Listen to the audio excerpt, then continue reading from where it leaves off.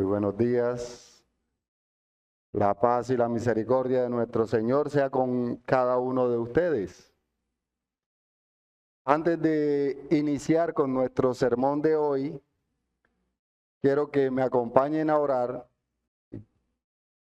Amantísimo Padre, Señor Todopoderoso, tú, amado Dios, Creador del cielo y de la tierra, hoy nos rendimos delante de ti en adoración a ti, Señor.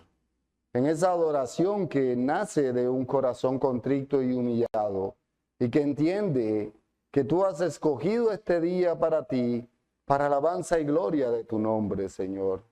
Hoy te suplicamos que obres en nuestras vidas, que nos des la sabiduría y la inteligencia necesaria para comprender tu palabra y aplicarla correctamente, para vivir vidas que prediquen el Evangelio y que lleven a este mundo a conocer a Cristo, a ese Cristo que hasta hoy no han conocido, a ese Cristo que se da a conocer en tu palabra, Señor, para tu gloria. Y permítenos obedecerte y poner en práctica toda tu ley, vivir sometidos a ti, porque tú eres nuestro Rey y Señor. Que tu reino esté sobre nosotros y que tu voluntad sea hecha, Señor, en nuestras vidas.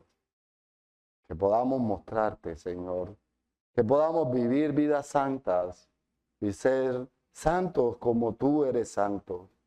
Que tú nos des, Señor, la capacidad de comprenderte, de entenderte y de obedecerte. Hoy clamamos que hables a nuestros corazones, que nos des, Señor, la oportunidad de ser edificados, exhortados, corregidos y llevados de la mano, porque tú, Señor, eres nuestro gobernador. Hoy te imploramos que nos hables y nos transformes y nos lleves cada día más a ser a la imagen de Cristo. Gracias, amado Dios, en el poderoso nombre de Jesús. Amén y amén.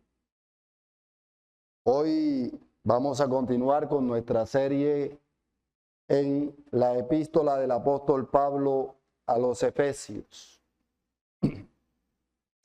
Vamos a estar exponiendo los versículos del 7 al 10, en los cuales el apóstol continúa haciéndonos ver esa adoración que debemos dar a nuestro Dios.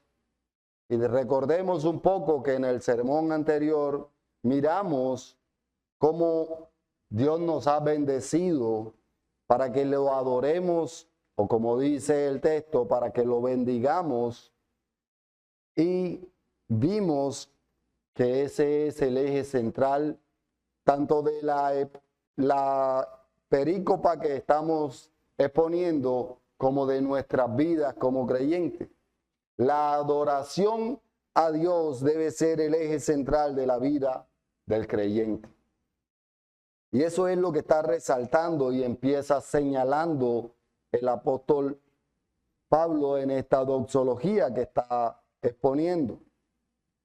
Hoy profundiza o amplía un poco más esta enseñanza, mostrándonos la redención de Cristo, esa redención que hemos recibido y que nos hace ser hijos de Dios. Por tanto, esta redención debe llevarnos a adorar cada día más el nombre de nuestro Señor. Por eso el sermón de hoy le he colocado por título: Bendito sea Dios que nos redimió. Bendito sea Dios que nos redimió, que nos ha redimido.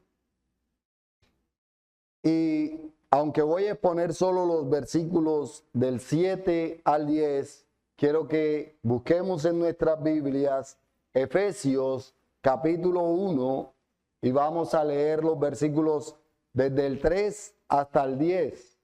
Les pido por favor, a medida que lo vaya encontrando, se va colocando en pie si no tiene ningún impedimento, con el propósito de reverenciar la palabra, no de hacer un ritual más, sino de reverenciar la palabra del Señor. Por eso les pido se coloque en pie si puede. Dice Efesios capítulo 1, versículos del 3 al 10. Bendito sea el Dios y Padre de nuestro Señor Jesucristo, que nos bendijo con toda bendición espiritual en los lugares celestiales en Cristo, según nos escogió en Él antes de la fundación del mundo, para que fuésemos santos y sin mancha delante de Él.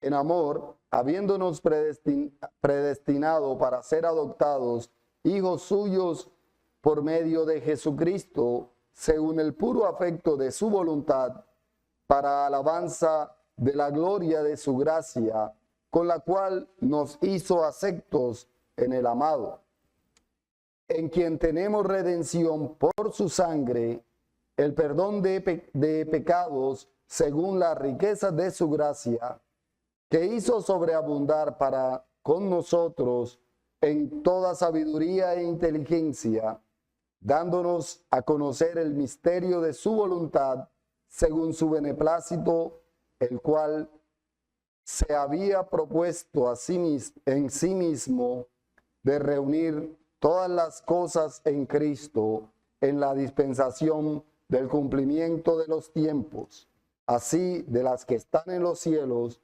como las que están en la tierra. Amén. Pueden sentarse.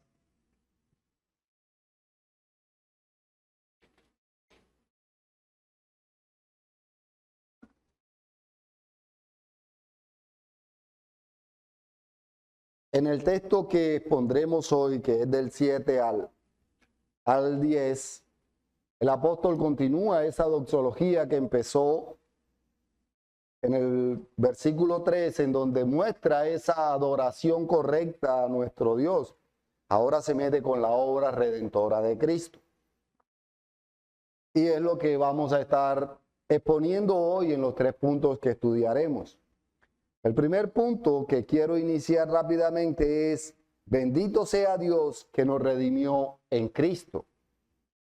Recordemos que ese es otro de los esquemas que ha venido usando el apóstol para mostrarnos que todo lo que Dios ha hecho en nosotros, toda esa bendición que hemos recibido, es en Cristo y por Cristo. Y este primer punto lo he basado en el versículo 7 y 8, los dos primeros versículos a exponer hoy, en donde el apóstol dice: en quien tenemos redención por su sangre, el perdón de pecados, según las riquezas de su gracia, que hizo sobreabundar para con nosotros en toda sabiduría e inteligencia. El apóstol, como les decía, está resaltando la redención y la está llevando a que la veamos como esa bendición maravillosa que nos lleva a adorar a Dios. El propósito es mostrar que hemos sido redimidos para la adoración de nuestro Señor, pero debemos conocer lo que significa redención. Y según el diccionario bíblico conciso de Holman, nos da como significado de la palabra redención pagar el precio requerido para asegurar la liberación de un criminal convicto. Diremos este significado y basémonos en entender lo que está diciendo el apóstol Pablo cuando nos habla de que Dios nos ha redimido en Cristo. El significado es pagar el precio requerido para asegurar la liberación de un criminal convicto. Entonces podemos ver cómo hemos sido redimidos por un pago altísimo. Y esto, el pueblo de Israel, a quien el apóstol Pablo está dirigiendo esta carta, y en especial a los pueblos de Efesio y del Asia Menor, ellos tenían claro el significado de la redención. Ellos entendían que ser redimido era rescatar o volver a adquirir algo que fue vendido, algo que ellos habían vendido y que podían rescatarlo. Y esto podemos ver cómo había sido enseñado por Moisés desde tiempo atrás. Y es lo que Dios hace con nosotros. Moisés había enseñado en Levítico capítulo 25, versículos del 25 al 29, cómo se podía redimir a alguien. Dice Levítico capítulo 25, versículos del 25 al 29. Cuando tu hermano empobreciere y vendiere algo de su posesión, entonces su pariente más próximo vendrá y rescatará lo que su hermano hubiese vendido. Y cuando el hombre no tuviere rescatador y consiguiere lo suficiente para el rescate, entonces contará los años desde que vendió y pagará lo que quedare al varón a quien vendió, y volverá a su posesión. Mas si no consiguiere lo suficiente para que se le devuelvan lo que vendió, estará en poder del que lo compró hasta el año del jubileo. Y al jubileo saldrá, y él volverá a su posesión. El varón que vendiere casa de habitación en la ciudad amurallada tendrá facultad de redimirla hasta el término de un año. Desde la venta, un año será el término de poderse redimir.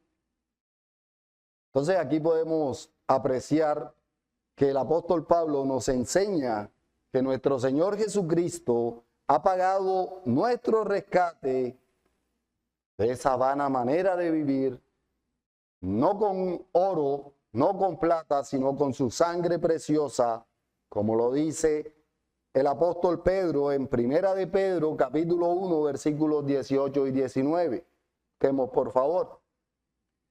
Primera de Pedro, capítulo 1, versículos 18 y 19 nos dice: sabiendo que fuisteis rescatado de vuestra vana manera de vivir, la cual recibisteis de vuestros padres, no con cosa corruptible como oro o plata, sino con la sangre preciosa de Cristo, como de un cordero sin mancha y sin contaminación.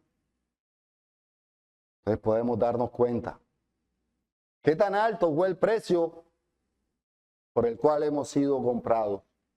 ¿Qué tan alto fue el precio con el cual hemos sido rescatados? No fue un precio que podamos ponerle un valor, porque no hay valor suficiente para mostrar que la sangre de Cristo, nuestro mismo Señor Jesucristo, quien es el único mediador entre Dios y los hombres, pagó un alto precio por nosotros. Él se dio voluntariamente en sacrificio para rescatarte a ti, para rescatarme a mí, para rescatarnos directamente de la ira de Dios, para que no fuese derramada toda la ira de Dios sobre nosotros. Él nos compró, logrando un pago total. Él pagó totalmente nuestro rescate. Ya no pertenecemos al pecado, ya no pertenecemos a este mundo, sino que pertenecemos a Cristo. Tanto así que en los 4 evangelios se nos muestra que cuando nuestro Señor estaba en la cruz, dijo la expresión consumado es. Esta expresión es una expresión contable que denota un pago total. No quedó ninguna deuda por los pecados que tú y yo hemos cometido y que vamos a seguir cometiendo. Esto nos da una redención total, confiable y segura. Hemos sido redimidos y no existe manera de dudar de nuestra redención. No podemos decir que podemos perder la salvación porque estaríamos diciendo que el pago que hizo nuestro Señor no fue total. Estaríamos dudando de ese pago que Él ha hecho por nosotros, el pago que Él hizo por nuestro rescate. Y lo mejor es que no depende ni de ti ni de mí la redención, sino que es directamente de Dios. El único ser que no falla.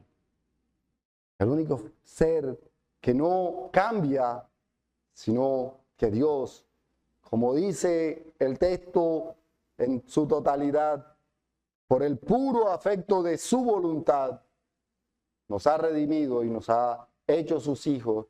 Ahora nos dice que según sus riquezas en gracia, mostrándonos qué tan grande es ese amor que Dios ha derramado sobre nosotros, mostrándonos esa riqueza eterna e infinita de la gracia de Dios que ha sido derramada en ti y en mí. Esa gracia que es inagotable, esa gracia que nos tiene día a día luchando contra el pecado, muriendo a nosotros mismos y haciéndonos más a la imagen de Cristo.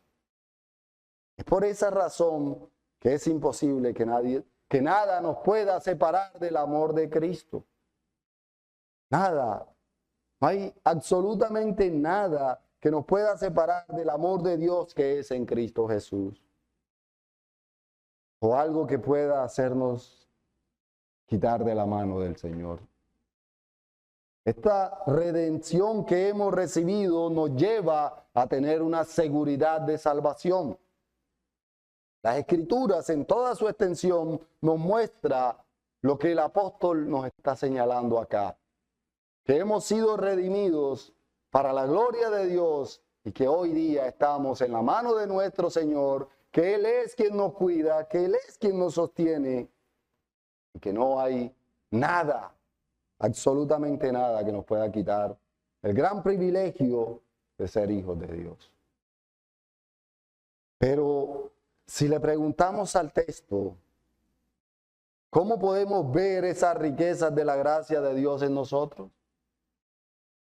Porque muchas veces cuando pecamos y sentimos el peso del pecado, llegamos a pensar que hemos perdido la salvación y nos sentimos tan mal que deberíamos preguntarle al texto, ¿cómo podemos ver esas riquezas de la gracia de Dios en nosotros si aún seguimos pecando?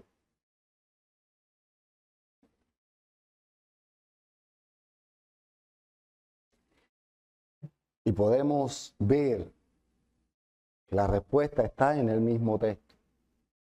La respuesta está en entender que el apóstol nos dice que lo podemos ver en la sobreabundancia de la sabiduría e inteligencia que hoy tenemos.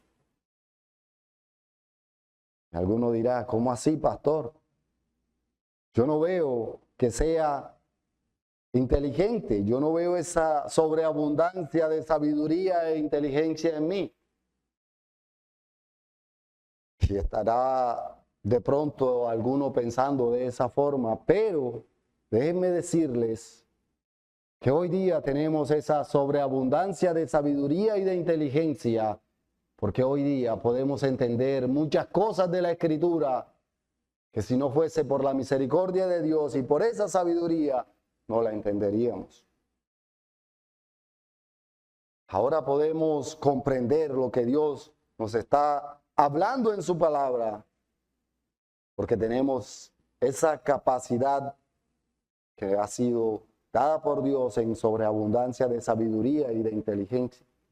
Si nosotros entendemos cómo el pueblo de Israel, a quien se le dio la palabra de primera mano, no pudo entender que Cristo era el Mesías, y cómo a nosotros se nos hace tan fácil ver a nuestro Señor como nuestro Dios y Señor, nos damos cuenta de nuestra sabiduría. Nos damos cuenta de qué tanta sabiduría tenemos hoy, después de haberlo rechazado de mil maneras.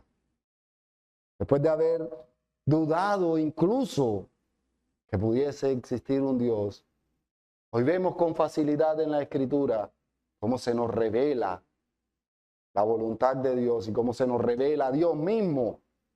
Y ahí vemos esa inteligencia y esa sabiduría que hemos recibido de Dios. Porque con nuestra mente finita y limitada jamás pudiésemos entenderlo. Entonces podemos claramente ver cómo sí Dios nos ha bendecido en gran manera con sobreabundancia de sabiduría y de inteligencia. Y esto es una razón primordial para adorarlo a Él, para dar buen testimonio de lo que Él nos enseña en su palabra, para vivir una vida de adoración completa. Porque si entendemos que la sabiduría que Dios nos ha dado nos lleva a entenderlo a Él, entonces cada día debemos escudriñar más y más las Escrituras para conocer más a ese Dios maravilloso que se da a conocer a través de su Hijo Jesucristo. Y como nos dice el Señor, gozaremos de esa vida eterna desde el día en que empezamos a ser redimidos, porque el Señor empezó su obra en nosotros.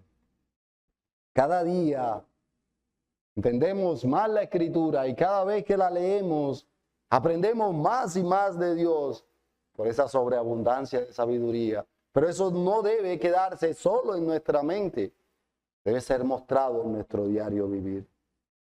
Entonces, debemos estudiar la Escritura, debemos escudriñarla a profundidad para sacar ese alimento que nos haga vivir una vida en obediencia a nuestro amado Rey y Señor, que nos ha redimido para su gloria y nos da a conocer su voluntad. Y ese es el segundo punto que vamos a estar tratando, al cual le he colocado por título: Bendito sea Dios que nos redimió, dándonos a conocer su voluntad. Bendito sea Dios que nos redimió, dándonos a conocer su voluntad. Y lo podemos ver claramente en el versículo 9, que es el que he tomado como base para este segundo punto. Leo para ustedes Efesios capítulo 1, versículos del 7 al 9, donde el Señor nos dice: en quien tenemos redención por su sangre, el perdón de pecados, según las riquezas de su gracia, que hizo sobreabundar para con nosotros en toda sabiduría e inteligencia, dándonos a conocer el misterio de su voluntad, según su beneplácito, el cual se había propuesto en sí mismo. Miren, una razón más para decir bendito sea Dios que nos ha concedido la gracia y nos ha hecho sabios e inteligentes para comprender ese misterio tan maravilloso de su voluntad. Ese privilegio que el mundo no tiene. Ese gran privilegio que hemos recibido. Debemos entender que este misterio del cual nos habla el apóstol Pablo no es que haya sido escondido, simplemente que nuestra o la mente finita del ser humano no alcanza a comprenderlo. Este misterio, ese gran misterio, no es otra cosa sino que lo que el apóstol está mostrando es directamente a Cristo y su obra redentora. Ese gran misterio que el pueblo de Israel en su gran mayoría no pudo comprender y que incluso el mundo el día de hoy no comprende, no lo ve, no lo alcanza a distinguir. Y es ese misterio que ha sido revelado para nosotros y que hoy vemos cómo nuestro Señor Jesucristo pagó un alto precio por nosotros, redimiéndonos y dándonos la capacidad de entender que Él es nuestro Rey y Señor. ¿Es un misterio para el mundo? Sí, para nosotros ha sido revelado. Y lo primordial es que Dios nos ha dado a conocer su voluntad a través de la Escritura. En la Escritura conocemos la voluntad de Dios para con nosotros, para con su pueblo escogido. Entonces, ese misterio del que está hablando el apóstol ha sido revelado para nosotros y está señalando la venida de Cristo, a la cual ha sido revelada para nosotros y ha sido oculta para el mundo. Ellos viendo no ven y oyendo no entienden. Nosotros podemos ver a Cristo y correr a Él en arrepentimiento y fe, porque Él es nuestro Rey y Señor. Hoy día entendemos eso por el amor y la misericordia de Dios. No porque seamos superiores o más inteligentes que el resto del mundo, sino porque a Dios le plació que fuera así. Porque Dios quiso que tú y yo tuviésemos la sabiduría y la inteligencia suficiente para entender la enseñanza de Cristo y vivir de acuerdo a lo que Él ha revelado. Y esto podemos ver lo que el apóstol Pablo se lo enseña a los romanos en Romanos capítulo 16. Acompáñenme por favor. Romanos capítulo 16, versículos 25 y 26, donde el Señor nos dice: y al que puede confirmarnos según mi evangelio y la predicación de Jesucristo, según la revelación del misterio que se ha mantenido oculto desde tiempos eternos, pero que ha sido manifestado ahora, y que por las escrituras de los profetas, según el mandamiento de Dios, del Dios eterno, se ha dado a conocer a todas las gentes para que obedezcan a la fe. Entonces, podemos ver que Dios en su beneplácito nos ha dado a conocer a Cristo, al único mediador entre Dios y los hombres. Y eso con el propósito de que lo adoremos como hijos. Entendemos que si somos hijos de Dios, debemos adorarlo con una vida santa, con una vida que muestre y predique a Cristo, haciendo todo lo que Él nos manda en su palabra. Y esto lo ha hecho por el puro afecto de su voluntad. No ha sido obligado a hacerlo, sino que Él lo ha hecho y nos ha revelado su voluntad por medio de los profetas, quienes ya desde tiempo antiguo, desde antes del nacimiento de nuestro Señor, habían revelado que Él vendría. Que Él vendría, que nacería, que moriría y que resucitaría. Precisamente para que entendieran y corrieran a Cristo. Sin embargo, muchos del pueblo de Israel no creyeron a ese anuncio. Entonces, había en la época del apóstol Pablo muchos que enseñaban que si habían entendido lo que decían los profetas, no debían darlo a conocer a los gentiles. Y si habían visto a Cristo como su Señor, no podían o no debían predicar el evangelio a aquellos gentiles como nosotros. Y el apóstol nos dice claramente que no es un secreto, algo oculto, sino que es conocer la verdad de Cristo para darla a conocer. Lo que nos lleva a ver el propósito de este texto. Ellos creían que no debían ser juzgados la voluntad de Dios. Sin embargo, hoy día nosotros debemos dar a conocer a Cristo con nuestras palabras, con nuestra vida, con nuestro testimonio, porque el mismo Señor nos manda que prediquemos el evangelio a toda criatura. El Señor nos manda que anunciemos a toda criatura, y por eso nos dice que este misterio de Cristo en nosotros debe dar a conocer. Por eso la palabra central en todo esto es bendito. Siento que se va audio.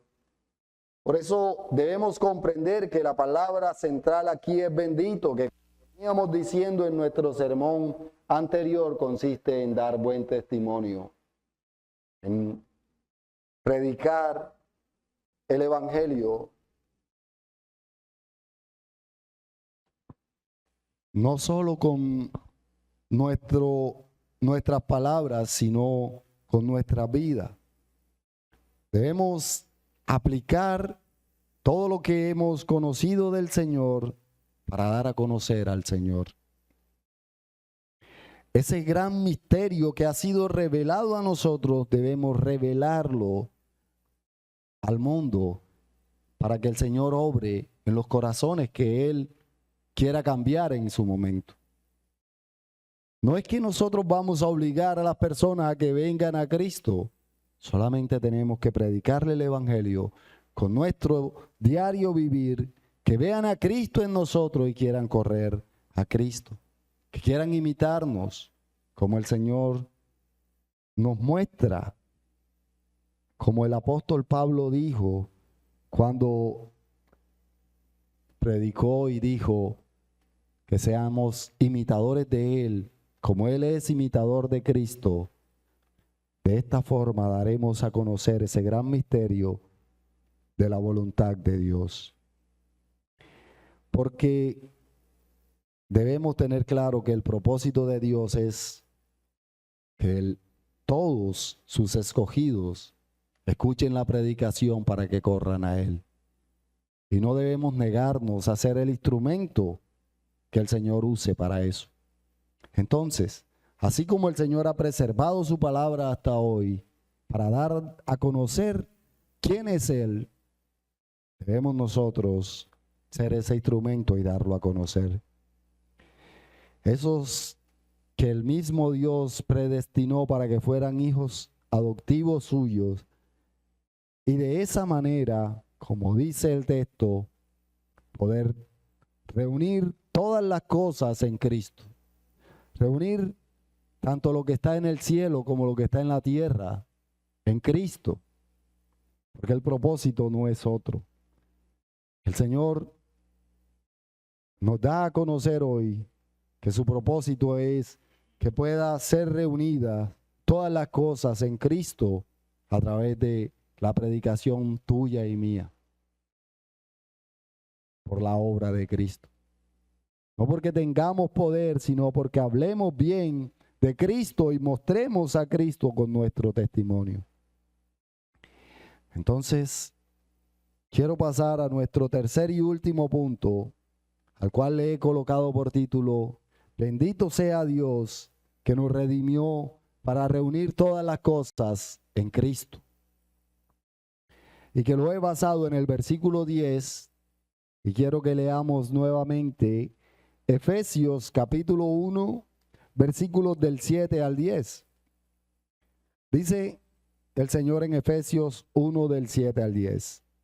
En quien tenemos redención por su sangre, el perdón de pecados, según las riquezas de su gracia, que hizo sobreabundar para con nosotros en toda sabiduría e inteligencia, dándonos a conocer el misterio de su voluntad, según su beneplácito, el cual se había propuesto en sí mismo, de reunir todas las cosas en Cristo en la dispensación del cumplimiento de los tiempos, así las que están en los cielos como las que están en la tierra. Ahora el Señor nos da a conocer el propósito de esas bendiciones que nos ha dado. El propósito podemos ver que es reunir todas las cosas en Cristo. Porque nosotros, al leer, podemos mirar que no es solo reunir todos los escogidos en Cristo o reunir solo los seres humanos en Cristo, sino que dice todas las cosas, tanto las que están en el cielo como las que están en la tierra. Reunir todo. Pero vemos que continúa mostrando que sería en la dispensación del cumplimiento de los tiempos. Y esto nos lleva a ver ese reino de Cristo muchas veces a futuro. Y creemos que esa dispensación vendrá después. Sin embargo, el reinado de Cristo no empezó o empezará a futuro. El reinado de Cristo ha sido eterno. Desde la eternidad y hasta la eternidad, Cristo es Rey. Entonces no podemos esperar a que Él reine a futuro, sino que Él debe estar reinando en nuestro corazón ya. Los profetas, todos anunciaron a Cristo como Rey. Especialmente el profeta Isaías en el capítulo 6 dice que que Él vio al Señor sentado en su trono, lo vio reinando. Y cuando leemos al apóstol Juan en el Evangelio según San Juan, en el capítulo 12, en el versículo 41, nos dice que de quien hablaba Isaías cuando vio al Rey era de Cristo. Y esto no solamente lo podemos ver en pasajes como estos, sino que toda la Escritura nos muestra a Cristo como Rey. Y debe ser nuestro Rey. Si realmente Él nos ha comprado, si realmente Él es nuestro dueño, debe ser nuestro Rey. Miren que cuando nuestro Señor Jesucristo empezó su predicación, lo primero que predicó fue: el reino de los cielos se ha acercado. ¿Y por qué Él dijo el reino de los cielos se ha acercado? Pues precisamente porque el Rey estaba presente y estaba reinando, predicando su palabra. El mismo Rey era el que hablaba. Ese Rey está reinando tu vida hoy. Ese Rey es el que te lleva a que tú entiendas que esa dispensación del cumplimiento de los tiempos, más que señalar otra cosa, señala a Cristo como Rey para que tú y yo vivamos en obediencia a Él. Podemos ver cómo el apóstol Pablo, cuando utiliza este término del cumplimiento de los tiempos, en Gálatas capítulo 4, versículos del 4 al 7, acompáñenme por favor, muestra incluso la venida de Cristo. Dice Gálatas capítulo 4, versículos del 4 al 7. Pero cuando vino el cumplimiento del tiempo, Dios envió a su Hijo, nacido de mujer y nacido bajo la ley, para que redimiese a los que están bajo la ley, a fin de que recibiéramos la adopción de hijos, y por tanto sois hijos. Dios envió a nuestros corazones el espíritu de su Hijo, el cual clama: Abba, Padre. Así que ya no eres esclavo, sino hijo. Y si hijo, también heredero de Dios por medio de Cristo. Miren el gran privilegio que el Señor nos ha dado, enviando a su Hijo para hacernos hijos. Podemos ver que esa dispensación o ese tiempo no está el apóstol hablando de otra cosa, sino de Cristo. De ese Cristo que nació, murió y resucitó para darnos a nosotros la redención, para darnos vida. Y es que el apóstol en varios textos señala a Cristo como el cumplimiento del tiempo, como Rey y Señor, y para que todas las cosas fuesen reunidas en Cristo. Él también nos dice en Colosenses capítulo 1, versículo 19 y 20, acompáñenme por favor. Colosenses capítulo 1, versículos 19 y 20 dice: por cuanto agradó al Padre que en Él habitase toda la plenitud, y por medio de Él reconciliar consigo todas las cosas, así las que están en la tierra como las que están en los cielos, haciendo la paz mediante la sangre de su cruz. Aquí nos está mostrando nuestra dependencia de Cristo, nuestra dependencia de nuestro Señor, puesto que por la gracia de Dios, Él nos ha hecho hijos adoptivos. También hoy podemos ver que todas las cosas están bajo sus pies. No que estarán, sino que están bajo sus pies. Porque no podemos pensar a futuro. Cristo es eterno. Y el apóstol, en los versículos 19 al 23 de este primer capítulo de Efesios capítulo 1, versículos del 19 al 23, nos muestra claramente que todo está bajo los pies de Cristo y que Él es cabeza de la iglesia. Dice Efesios 1, del 19 al 23.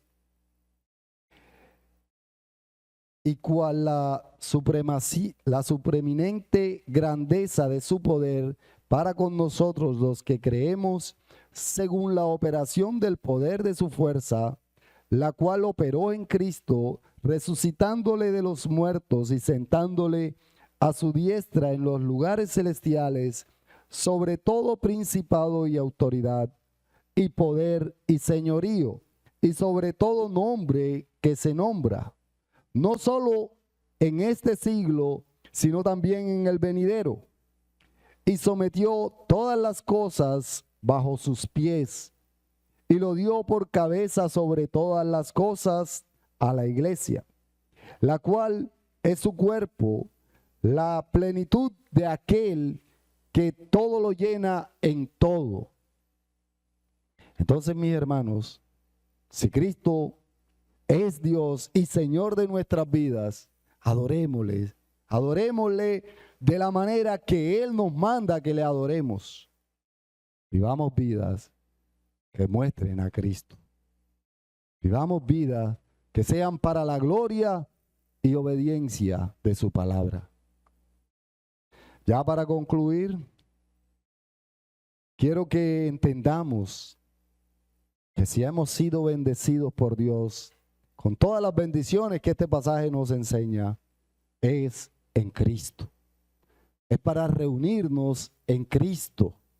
Hemos sido reunidos en Cristo para que Él sea nuestro Rey y Señor, para que Él gobierne nuestras vidas.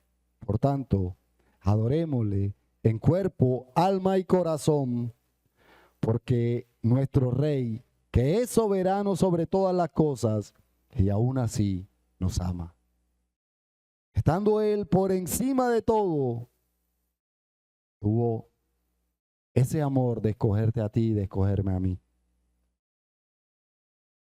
Entonces, mis hermanos, preguntémonos, ¿es Cristo realmente mi Rey? ¿Estamos anhelando cumplir y obedecer los mandatos de nuestro Rey para adorarlo? Estamos viviendo vidas que realmente muestren a Cristo. Recordemos que el Señor nos manda en su palabra a escudriñar las Escrituras para conocerlo, para conocer al Dios verdadero y a Jesucristo a quien ha enviado. Entonces, Él nos ha reconciliado y nos lleva a que realmente le obedezcamos. Entonces, hoy quiero invitarlos a que miremos a nuestro Rey y lo adoremos en obediencia. Como hijos que somos de Dios, adorémoslo obedeciendo. Y para todo aquel inconverso, para todo aquel amigo que ha escuchado este sermón, quiero que entiendan y vean que si sus esperanzas de bendición están puestas en algo distinto a Cristo, quien es el que tiene el poder sobre todas las cosas para bendecir, entonces estás en el lugar equivocado. Caminas directamente al lago de fuego y azufre. Por tanto, ven hoy a Cristo. Corre a Cristo en arrepentimiento y fe, porque Él dice que todo aquel que viene a Él no le echa afuera. Si no has conocido a Cristo, te invito a que hoy empieces a estudiar su palabra, de que hoy empieces a buscar conocer más a ese Dios que te está llamando. Hoy, ven con ese corazón contrito y humillado, y Él no te despreciará. No serás echado fuera, porque el Señor a quien llama, edifica, corrige. Corramos, tanto los creyentes como los no creyentes, corramos a la cruz de Cristo y bendigámoslo de la manera en que Él nos ha bendecido eternamente y de la manera en que Él nos pide que le adoremos. Sea el Señor bendiciendo su palabra, sea el Señor edificando cada día más a su iglesia y ayudándonos a ser obedientes. Oremos y demos gracias al Señor. Amado Padre, Señor Todopoderoso, hoy te damos gracias. Gracias, Señor, porque a ti te plació en medio de tanta gente escogernos a nosotros para tu gloria. Tú nos has redimido, Señor, para que te adoremos. Y hoy te imploramos que día a día nos instruyas, nos enseñes, nos des más de tu sobreabundancia de sabiduría para poder adorarte correctamente, para poder entender tu palabra, aplicarla en nuestras vidas y vivir de acuerdo a tu voluntad. Que tu voluntad sea hecha en nosotros, Señor, hoy y siempre. Y que tú seas verdaderamente ese Rey y Señor que gobierna la vida de nosotros. Gracias, amado Dios, porque en tu amor y bondad nos das la oportunidad de acercarnos a ti y clamar, Abba Padre, sabiendo que realmente tú eres nuestro Padre. Gracias, amado Dios, en el poderoso nombre de Jesús. Amén y amén.